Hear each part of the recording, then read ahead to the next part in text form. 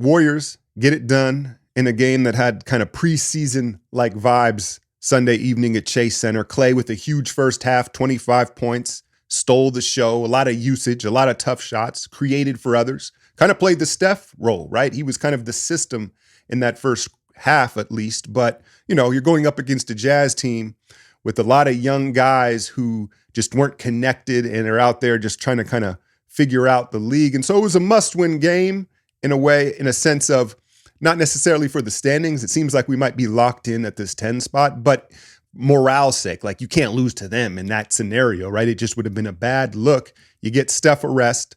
Kuminga returns, looked healthy, looked bouncy, looked fast, right? But I think the headline right now is Klay Thompson's pending free agency. And you heard Tim Kawakami in his piece today talk about, it's no secret, the Orlando Magic have a need for a big veteran shooter and have a ton of money and a lot of young talent that they could insulate Klay with as far as defense and in his role, right?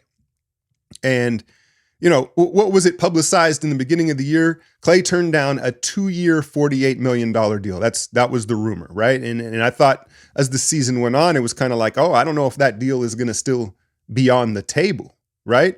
Now, some are arguing, Kawakami, that his value is going up as the season has gone on. I'm not sure I necessarily see it that way. And I feel like 25 per is rich at this point, And, it gets weird when you start talking about these dudes' pockets and stuff like that, but it is what it is. They're dealing with, it's such a important decision in where your team and an organization sits on these decisions. We got to talk about it, right? To me, 25 was too rich, and I think that there may be a smaller deal on the table for Klay. Maybe it's a year's thing. It may not necessarily be the money is far apart, but it could be the years, right? Which ultimately means a ton more money. And, if the Warriors are going to sit here in July and say, all right, Klay, we'll give you 2 for $50. The offer's still on the table, right? But then this Orlando team is like, all right, well, we'll give you 4 for $100. Like, Evan, we need you now, right? Not to mention no state tax in Florida, right? That's going to be enticing. I don't care who you are and what type of history you have with the team. Don't get me wrong. I want Klay to finish his career as a Warrior, but not at the expense of overpaying and overextending. And so ultimately, it's going to be up to Klay, right? And it always has been. And where does he put his values? Is he going to chase the money? Again, it's a pretty good sell for Orlando. Again, you've got Wagner, Banchero, those young guards where it's like he's not going to be asked to defend as much, but they have all these defenders around him. He's going to be able to get all he can eat shooting. The pick and roll game, you're seeing him develop with Trace. There's no reason why he couldn't run that with Banchero or Wagner. Oh yeah, and by the way, he can do his boat thing out there on the different coasts. He can still do the fishing and boating thing. So, it's going to be up to him in what he values. I am a little bit concerned I think VIP members, you heard me say this last week in my prediction. I guess I'll go ahead and say it. I think what may happen is Klay is going to get insulted by the offer that the Warriors come to the table with. And you know how that goes. We just saw it, 49er fans, you just saw it with Eric Armstead. Not that he's at the caliber of Klay, the status of Klay, but it's the same scenario. He's been a long tenure Niner, and he felt like he got lowballed in the offer. And out of pride, even though he probably wanted to stay a Niner, he was like, no, out of pride, I can't take this contract. And I feel like that's what might happen. You know what I mean? I think that especially if you have an Orlando driving the market up on Klay, he's going to look at whatever reasonable is subjective. I can't say reasonable, but whatever offer the Warriors are going to try to probably say, hey, hometown discount. We paid you a max salary while you sat out for 3 years. It's not your fault, but we've taken care of you on this back end. Can you kind of take care of us and we can all, finish one happy big family? I'm just not so sure that that's how Klay will view it. And so then, yeah, I think that he probably will bolt this summer. There, I said it. I'm not saying I'm rooting for it, but if you had to ask me today, my prediction, I think that, whether it's the low ball offer from the Warriors side or just too big of an offer to pass up from someone else, I just see it being too far apart, whether it's years or money or role. Yeah, I hope I'm wrong, but that's how I see it right now. And right now, I guess all we can focus on is the end of this season. And was there anything to really talk about in this Jazz game? Not really. How about Johnny Juzang? Right? 7 threes. I don't remember him shooting that many threes at UCLA. I think it's a really good example of a kid trying to find his way in the league and doing what he's got to do to find a role, right? Because I looked up 23% from three a year ago, 39% from three this year.